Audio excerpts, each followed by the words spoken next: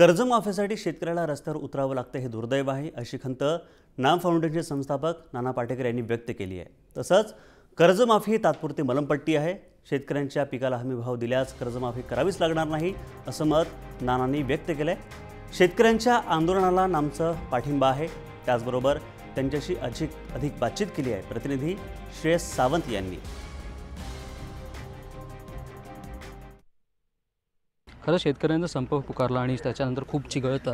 नाना sir मकरांचं खूप खूप स्वागत आहे। एक तर सगळ्यात अगोदर मी तुम्हाला प्रश्न विचारणार, एक तर त्या नाम फाउंडेशनबद्दल जे सोशल नेटवर्किंग साईट्सवर जोही काही लिहिलेला होता त्याबद्दल तुम्ही काय सांगाल? नाम फाउंडेशननी गेल्या 2 वर्षात 48 कोटी 50 लाख रुपये अमाऊंट जेव्हा लोकांनी दिलं, त्यातले फक्त 15 कोटी वापरून 26 हेड्स खाली काम केलेलं आहे। ज्यांना खूप उत्सुकता आहे हे आहे त्यांना आम्ही सांगायला तयार आहे, पण आम्ही कुठलीही गोष्ट केली की पटकन माध्यमांमध्ये येऊन आम्हाला ढोल पिटायचा नाही आहे। 1-1.5 वर्षापूर्वी जो कार्यक्रम झाला तेव्हा तुम्ही सीएमना हा प्रश्न विचारला होता की जो सुसाईड करणारा माणूस आहे तो तुम्हालाही मारू शकतो, तुमच्या गळ्यात ही फास्ट मारू शकतो। ही परिस्थिती आता आली आहे का शेतकऱ्यांची? कसं असतं की मी आता मारायलाच घाबरत नाही, तर उद्या मी तुझ्या गळ्यात फास अडकवलं तर तू अजून काय, तू मला मारणारच ना, फाशीच देणार ना, ते मीच माझी लावून घेतो आहे। बरं, प्रत्येकाची ही मानसिकता नाही की मी आता थकलो मी घेतो फाशी लावून।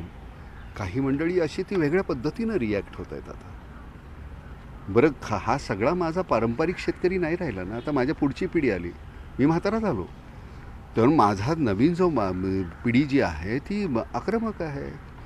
त्यांना त्यांचं भलंबुरं कळतं आहे, त्यांच्या मागण्या तुम्हाला मान्य करायलाच पाहिजे आणि रास्त मागण्या त्या करा। सरसकट तुम्हाला नाही जमत त्याच्यावर विचारविमर्श करा, पण तुम्ही डावलून चालणार नाही। 2% तुमचा सरकारी नोकरवर्ग आहे, संघटित असल्यामुळे तो सगळं काहीतरी छान चाललं आहे आणि चालणारच पाहिजे, त्यांचं काही वाईट, आपलं सरकार चालवतंय, ते सगळी कामं करतंय।